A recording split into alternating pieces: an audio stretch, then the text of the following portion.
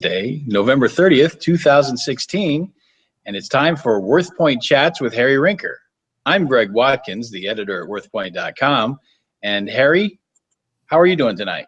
Well, here we are. We're actually doing it here. We're not looking at any technical problems tonight, so life is good. Actually, I'm doing pretty well. I'm at home in Michigan this week, but next week we'll be doing the show from down in Florida. We started to do some major remodeling on the condo down there. I tried to convince the wife to throw in the towel and hang it up, but maybe a couple years. But I tried to get the place in Florida fixed up really nice so that she has an incentive to spend longer time down there. But it's kind of interesting. We're down there. It's a little different having Christmas in Florida than it is up here in the north where we like a little snow. Although it's been a very mild winter, fall anyway, so far up in Michigan. You got a break. Did you get some rain down there in the drought?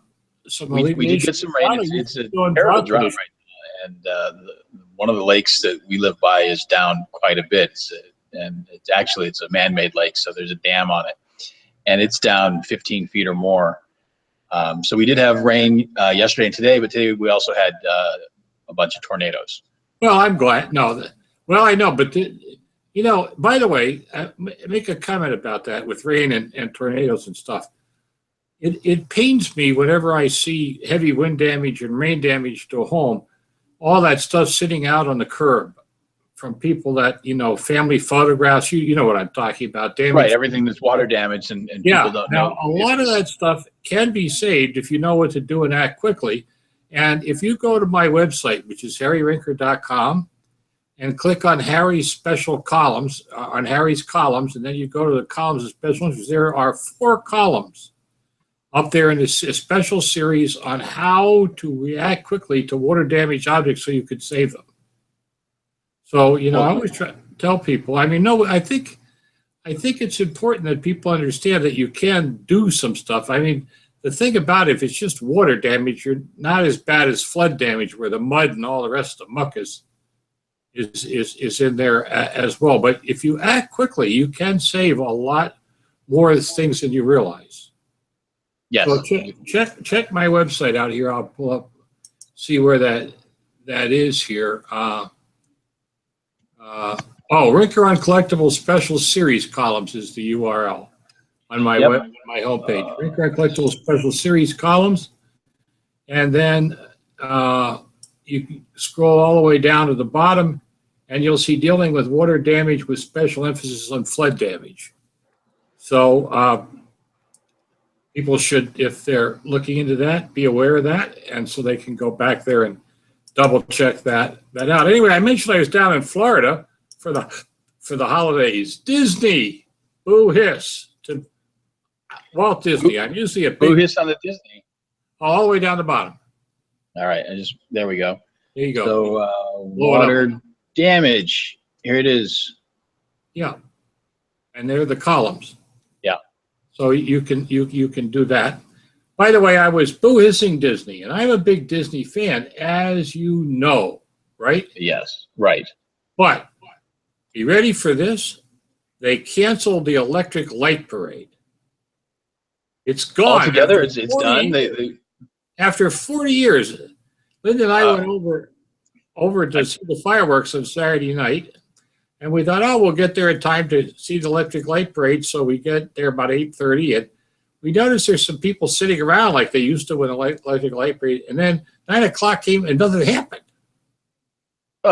So I went over to the people selling the stuff out in the street, and I said, what happened? Oh, no, it was last time they did it was October. That's terrible. They drove it across the country to Disneyland, where it had originated, and they're having a farewell couple of months over there, and then it's over. Oh, that's terrible. I remember in 1985, I went for high school grad night to Disneyland in Anaheim, and the electric parade was one of the highlights. Yes, it was. I was saddened by this, and then rumors started that there was a show on the stage in front of the castle at 9 o'clock. So everybody ran up there, and for blocks there are people sitting on the ground. So I finally went over to one of the Disney people. I said, well, is there a show at 9 o'clock? Nope. Fireworks at 10. I said, these people are been sitting on the ground for half an hour already. It's only 9 o'clock. They're going to sit there for another hour. Yep. Said to Linda, let's get a caramel apple and go home. So we did. I don't know. I'm going to have to think twice about renewing my annual pass. Actually, though, what's interesting and what happened is that they put a lot more shows in the afternoon, and they have a much more heavy focus on the period between 11 and 5, with shows and other activities throughout the parks. Yes. And I think that may mean that they were also saving money by not having all those people in the electric light parade at night too. But it seems like a whole different philosophy down there. Now, it was crowded. I mean, I will say that. But it rolls around to the whole concept of, now we'll be guruing here for a moment or two. But, you get used to something, right? And like it should always be there. It should never go away. And so, that's right. Tradition, it sounds like a song from Fiddler on the Roof or something, tradition, or whatever. But the thing is that change is so hard to deal with sometimes. And one of the things that I've been starting to think about is, digital photographs and preserving them, right? Well, everybody assumes Facebook is going to be here 100 years from now. Don't bet on it. I mean, if you can't. Things come and go so fast that, if you put all your photographs on Facebook and it goes away someday or something happens to it, or the cloud gets wiped out or whatever, you lose everything. I mean, I'm still a hard copy kind of guy. Yeah, by the way, I was counting on several of my columns from the early 2000s to stay on a website until I could go and grab copies of them, and they're gone. The papers have been purchased a couple of times over, and they didn't keep the archives up. Well, and that's right. And I've discovered that information I found on the web 10 years ago is gone. And so, I don't see the web as a longevity site. Not unless you've got a bunch of money to keep the site going. Well, but that's the whole thing. I just I just wrote a column about personal collections, and I raised the question is, my kids aren't going to pay to maintain harryrinker.com when I'm dead. They could care less. And that's where all my stuff is stored at the moment. Well, we've got a lot of it on WorthPoint, and as long as WorthPoint's kicking around, true. And as long as WorthPoint's kicking around, you've got a presence. But we'd like to believe that you're going to be here in 100 years. But who's to say? That's right.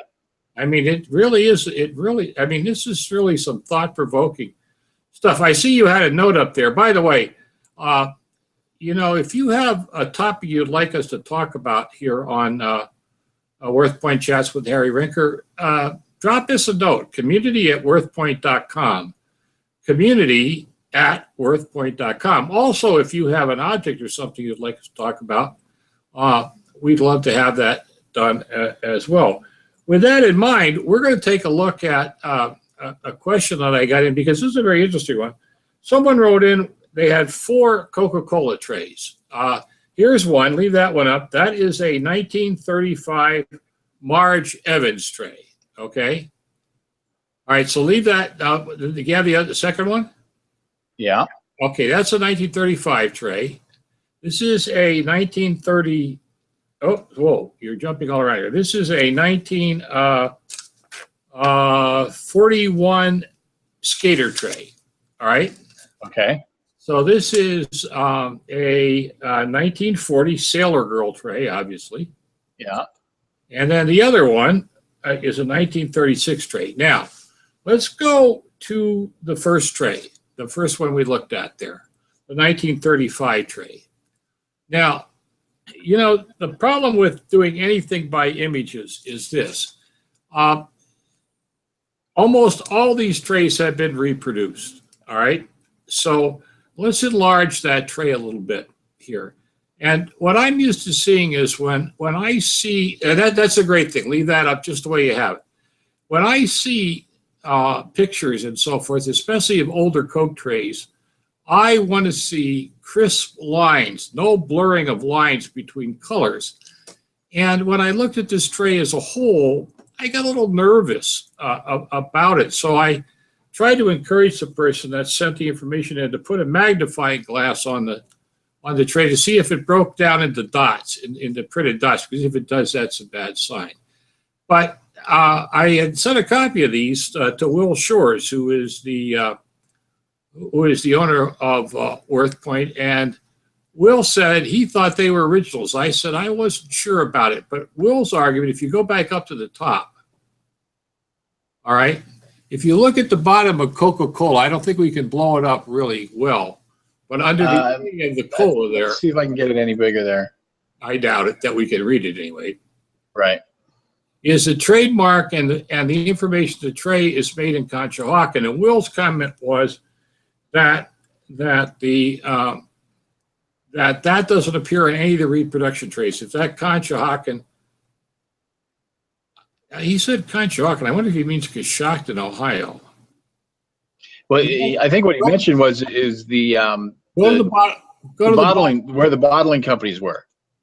No, the bots. That's no good. It's where the tray was made. Oh, is that what it is? And he said, does that look like Coshocton? This is Connecticut right here. It says Connecticut here. Oh, okay. Well, all right. So that's not on the repro tray. So we decided the original. Are you ready for this one? Here's one of those cases about, what we call exponential value. The better the grade, the more expensive it is. Yes. In poor condition, this tray books at about $1.50. And in good value, it's about $3.50. And at mint value, it's $8.50. Notice how the price goes up exponentially as the grade goes up, right? Yes. But book prices are one thing and get them prices are another. So let's see what we can find on WorthPoint here for a 1935 Coke tray. Okay, let me back down here. Back down here, yeah. So we can we see it here? Okay, 1935 Coca-Cola tray. Now we should get that specific tray, I'm hoping.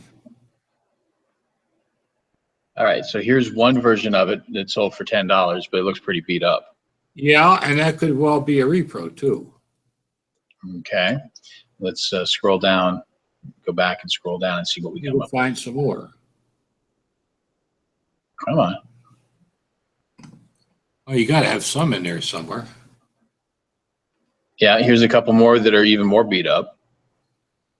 $12, $12. Well, we're not doing very well with that. How about one in reasonably good condition? Here's 15. Here's what we'll do. We will, instead of searching prices low to high, we'll switch it up and make it high to low. All right, so here's a $430. Yeah. And see, that looks really crisp. Yeah. And that's why I think that's where WorthPoint has real value. That comes into a chance to take a look at these prices. Now you look at that. Can you blow that picture up? No, it won't get any bigger than this. Than that. So but but look at this is what had me worried about that other tray. Look at the clarity of the color in that picture. Yes. So unless the original one was faded. Yeah, I mean, that's well, the other thing is you always got to be careful too about lighting and what these guys have done to this thing, okay? To the photograph itself. Yeah, to the photograph itself. But I think you're looking at more like $100 to $150 tray in the condition that's in, if that's a $400 tray. But this is an important thing to do, is to check book values against the other values, because it's so critical. Let's take the 1940 Sailor Girl tray. See what you come up with on that one. Okay, 1940, 1940 Sailor Girl tray. We'll have some fun with that one. And high to low again. High to low, $400. Yep.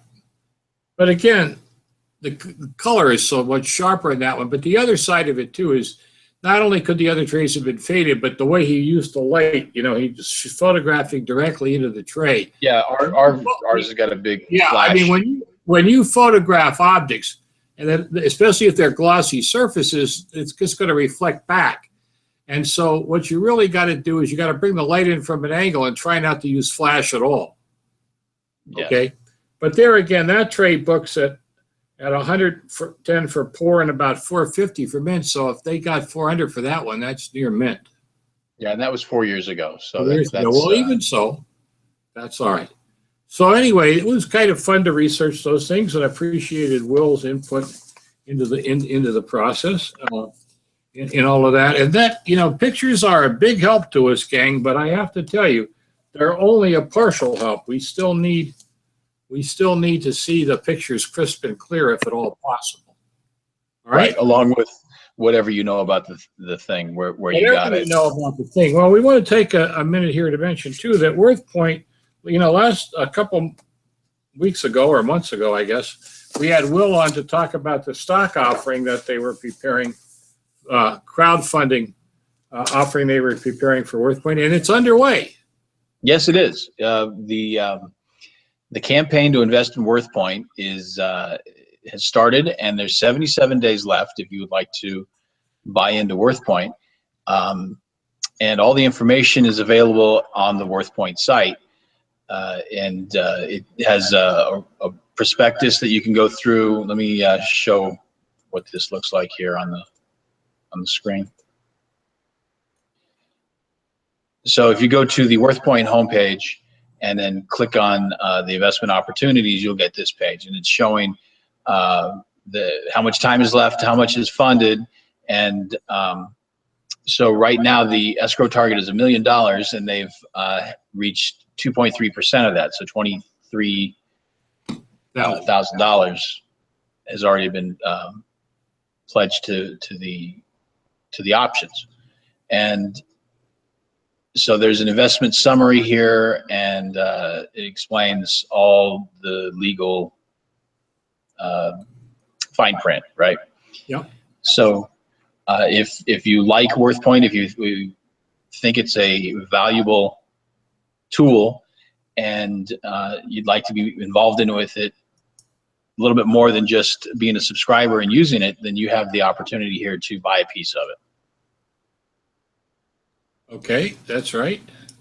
And that's great, right? That's right.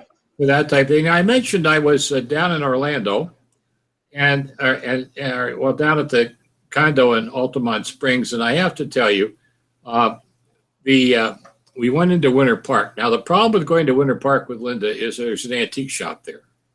You've mentioned this a couple of times. Yes, and I should know better than to leave her go in there. Linda has a problem. She says that she could go into an antique shop or somewhere and not buy something. Now, in all the times that I've been antiquing with Linda or taken Linda antiquing with me, this statement has proven to be a myth. But I went in the shop with Linda this time, and there was a strange looking ceramic bowl and underplate. It was a romantic Staffordshire piece. Now, romantic Staffordshire was made in England in as early as the 1830s, 40s, mostly in the 50s, 60s, and 70s in the 19th century. And instead of having historic views on it, it had romanticized views like Arabic scenes and Italian scenes and ruins and that type of thing. But here was a good-sized bowl, like a vegetable bowl with an underplate. Okay. Except the sides had openings. It was reticulated, what we call a reticulated bowl. And it was in green. It had the weirdest looking handle I've ever seen. It looked kind of like a leaf, but with jagged edges. And same, the underplate had matching handles. And I have to tell you, it was in fabulous shape for a piece that was clearly 125 to 150 years old. Well, it was also a neat thing. And I'm attracted to what I would call unusual forms. And Linda liked it immediately. Of course, Linda likes anything made of glass or ceramic, which is my problem. I take her into any antique shop, actually. And it was marked $195. Now, this is where, knowing as much as I do about the antiques and collectibles, this is good news and bad news, okay? The good news is that I knew it was a bargain price compared to what it was worth earlier. The bad news is I knew what it was worth earlier. And so I said, oh, that's a $450 to $600 bowl with a $195 price tag, at which point I said, I should think about buying this. Not that we had any use for it, but it was just interesting. Different. Yeah, well, that's right. Different, interesting, neat, whatever term you want to use for it. So before I could say anything, the guy says 20% off of everything in the store today. Now, I like guys. Well, motivated seller, right? First of all, I know the guy really well, and I can negotiate 20% off anytime I go in the guy's store. But I mean, he just is announcing it to everybody in the store. Oh yeah, it's Black Friday. Okay. Was it Saturday after Black? Saturday. Okay. Still Black Friday prices. Yes. So, in the end, I decided to buy it. Now, I wasn't sure exactly what it was, but I actually, when I got it home, researched a piece that it was a reticulated fruit bowl. Now, I suppose the logical question is, who in this day and age needs a reticulated fruit bowl? And the answer is probably nobody. Besides you. Well, I don't know. He was thrilled. He knows who I am, so he was thrilled that I bought it. Actually, it's a great centerpiece, and I finally convinced Linda that a table setting doesn't have to totally match.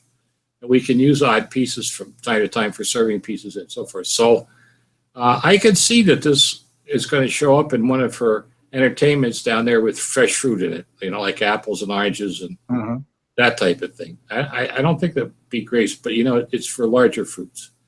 But anyway, so we wound up wearing that. So on the way out, doesn't Linda notice a bowl with 10 serving plates? And the guy yells over to Linda, "Hey, that's signed by the person that painted it." Well, that's the old China painting school.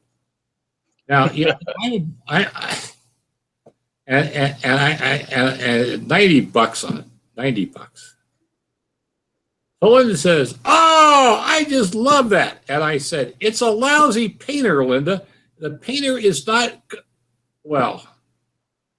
The guy said to my wife, "Oh, just tell him you want it. He'll buy anything. He'll agree to let you have anything." I said, "No, I don't want it. I don't want it. It's not a good painting. We'll look and get a better painted example." Well, she wound up pulling that home too. Now she claims to use that, but I don't know. So, it seems like the whole pledge of downsizing my collections and everything else has gone by the board. Yes. So the question is, will she ever push you to buy some Beanie Babies? No. Linda, earlier today we talked about traditions, right?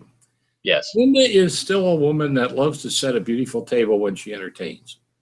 I mean, matching dinnerware and silver and the whole shoot match. And in a way, it's fond memories for me too. So I'm delighted that she could do that. And these little accessory pieces help make her. And as I said, we're remodeling the condo down there. We're enclosing the sun porch and making another room. We just had the air conditioning completely redone. Next thing are the kitchen cabinets and the floors and the bathrooms and the bar area. And whoopee-doo, we're going to be living in luxury here, more or less, or at least we're going to look a lot better than the pink tile on the floor and the weird-looking oak cabinets that are veneered. Ugh. But anyway, enough of all of that. But but we made a lot of friends in Florida. It's interesting. Down there, we have no axe to grind, and so we meet people and we go to places and they invite us over and we interact with them. Where Linda works at the university, she has no friends. She only has people that want something from her. Yes. And so all her work out in the community is, well, we'll import you the hardboard, but meanwhile, would the university make a $10,000 donation, to cover your being on the board? It's like it's always gimme. And so we actually feel more relaxed and more welcomed in Florida than we do up here. Now, maybe once she retires, things will change up here a little bit, but we'll see. Anyway, long and the short of it, we did get another interesting letter in. U.S. Bicentennial crystal plate with Independence Hall etched on it. You see this here, right? Yes, let me get it with up. With a letter of authenticity. Oh, yes. That only 100 were produced. Well, let me tell you here, this is one of those letters of authenticity that has absolutely no meaning whatsoever. All right, so let's get that letter here. Yeah, I don't know if we can blow it up and read it, but yeah, well, we'll but skip the French part. No, I have it here. I have it blown up. I have a sample. Oh, yes, you can. We Crystal Aries de Bailey, which I am sure you heard of, I had to look them up. Yes, I'm sure you did. Certified that this crystal plate is one of an edition limited to 500 worldwide. The plate hand engraved with Independence Hall was created to commemorate the American Bicentennial of 1976. You'll also find that same statement in French on the other side. And then you get that wonderful thing on the bottom where it says, Cristaleries de Bailey, France since 1666, right? Right. Well, you know for sure they weren't doing that. And I am highly suspicious that a lot more than 500 of these were done, because you could sell the plate with a certificate for number 284 in Philadelphia, Los Angeles, and Denver, Colorado, and the chances of people finding out that it had the same number were slim to none. Right. Right? Right. So you have to take this with a grain of salt. Now, by the way, I did look up this company or this town, right? Yes. Bailey, I'm not sure, Bailey, or however you pronounce it in French, because I'm no good at pronouncing French, is at the crossroads of the Champagne, Lorraine, and Burgundy districts. Okay, famous for its champagne, but it's also a famous glass blowing area. Okay, and this particular company does date back to 1666. Obviously, they made these plates 400 years later, and so forth, and it's still actually in business. But and there's actually a museum for the crystal in the city. So I found some information on the first side, but now the question becomes, what is this stuff worth? Well, you know, if you like playing frisbee, it has a use anyway. But anyway, I found, as only you can on eBay, an example for sale for $80 plus $10 shipping, and out of Canada, right? With yes. a note saying, hand engraved plate rare, which now causes us to turn to WorthPoint. Yes. So I found one example. Yes, it sold at auction instead of a ridiculous buy it now price. For how much did you find it, Greg? I found one for $10. For $10 whole dollars. Old Las Vegas Frontier Hotel, 6th anniversary. No, it is the same plate though. It's not the same plate, but it's the same looking certificate. It's less number too. That's right. And who pray tell? I don't think they could have sold 500 of the Frontier Hotel. Who pray tell was this for? It's the Frontier Hotel in Las Vegas, the 6th anniversary. Well, and I can't tell if it's the old Frontier or the new Frontier, because one was founded in 1942, so it would have been 1946. Yeah, and then the thing about it is, who cares about Las Vegas memorial plates? I don't know. I don't think. I got to tell you the truth, though. I think we could draw a comparison here, because I don't think it makes any difference whether the plate's a Bicentennial one or this one, the 60th anniversary of the Frontier Hotel. It's still junk. Yeah. Even if you have the certificate of authenticity of the box, the name of the game is that these things are virtually worthless. Seriously. Well, and for $10, that's pretty close. Yes, I would say somewhere between, and probably I wanted $10 to ship it yet, no less too. But you know, all those collector edition stuff. I mean, they used to call them limited edition stuff, and you know, that was part of the selling point back in the 70s when they were doing that crap. They were issuing a certificate of limited edition of 50. The one I love was the Bradford Mint, 180 production days. Do you know how many plates you can make in 180 days of production? Thousands. Millions. Millions. Millions. Millions. Yes. What a joke. But anyway, you know what? Unfortunately, give it as a gift to somebody. But here's the deal.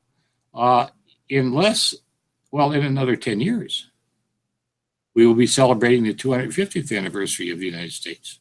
That's right. So now, does that mean the Bicentennial stuff is going to be worth a lot of money 10 years from now? No. No. Absolutely not.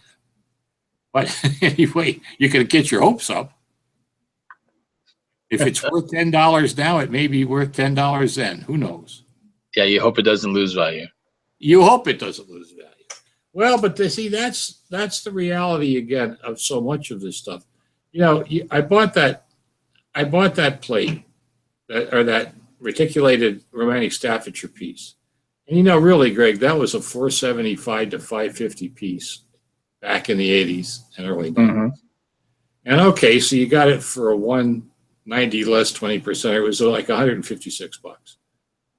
And my heart keeps wanting to tell me you can't possibly go lower than that. And the answer is, of course it can, because if nobody wants it, that's right. And we are running out of people who even know what a fruit bowl is for. That's the whole thing. That's the whole thing. I think the only reason that the guy sold it to me is I knew what it was, because I don't know how many people would go in there who would have the vaguest idea what romantic Staffordshire was. Now, again, back in the 1980s in the WorthPoint Library, there are about 6 books on romantic Staffordshire. Mm-hmm. Done by a number of them and Flow Blue, done by a gal named Williams. And they were great reference books, and there were all kinds of stuff. But that was then, and this is now, and nobody cares. You get the hope that somebody back in England would care, but I'm not sure about that either. But anyway, I bought it because it was a neat piece, and hopefully, now you can say to yourself, "Aha! It's the only example known, at least to me." That's and right. To you now too, and to most everybody else as well. Now, I really should make that statement to see how many of the rest of them come out of the woodwork, but I did find a woman with a website that had sold a relish dish with the same pattern, the same handle, a triangular shaped relish dish, a couple. So it wasn't a one-off. It was part of something. No, it was part of a set. It's part of a larger set of pieces, and she only got $90 for it. So, Or maybe it came from the same set, the only one that they. Only set that's right. It's the every only known set, and there's only 2 pieces known in existence. Sir, I have the only one. The relish dish and the fruit bowl with the underplate, and those are the only 3 pieces. Well, we'll end with an interesting story. Speaking of transferware, I collect cobalt blue American historical view transferware with canal scenes on it. Okay. Yeah. And there were a number of them done in the 1820s, and believe it or not, in addition to plates and platters and so forth, there was a chamber pot with a canal scene on the bottom of it, in the pot. Okay. All right. And in fact, when I went to buy it, I went to the bank and said, I need $4,000. This was when you could go in the bank and people would give you money on your own recognizance. And they said, okay, Harry, you've always paid back your loans. How long do you need it for? I said, I need it for about 9 months, or about 9 months to a year, and I'll get it paid back. Okay. And so finally, they said to me, well, what do you want it for? And I said, I want to buy a chamber pot. I said, it's probably the most expensive pot you've ever financed in your life. Well, do you know they had the chairman of the bank come up to my place to see it just because they were fascinated by this? Now, I will tell you, I will tell you, this is like Paul Harvey. And now for the rest of the story. You ready? Right. There were 4 chamber pots known. This one, right? Uh-huh. And I got one of the 4. It was in a private collection. It came loose and I bought it, right? In a moment of madness, I'd never get that money for it today. But only 1 lid survived to the chamber. And do you have that lid? I do. Well, I bought the lid 5 years before I bought the chamber pot. So I have the only known complete chamber pot unit of an Erie Canal scene. Well, congratulations are in order. I guess someday. If only it was a Mickey Mantle baseball card. Oh, yeah. So Yes, one broke $1 million at Heritage. That's right. I sold my Michelmania rookie card to a friend in the 80s for. I sold my entire baseball collection to him for $600. And Mickey was in that. He sees me. There it is. You had to put it up there just to make me feel bad.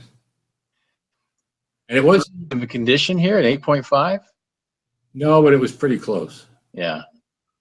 Anyway, enough of all of this. We have spent our time here going over wild and woolly things. Again, let's put that community notice up. We'd love to hear from some of you who are watching these things and have a question about what's something worth or have something you'd like us to talk about. Please send us an email to community@worthpoint.com, community@worthpoint.com. Well, we'll do this next week, Greg. Yes. We've had our little holiday with Thanksgiving, but we'll be back next Wednesday. And like you said, you'll be checking in from Florida. We will be. And so until next time, Harry, have a good week. You too, sir. Thank you. Be well.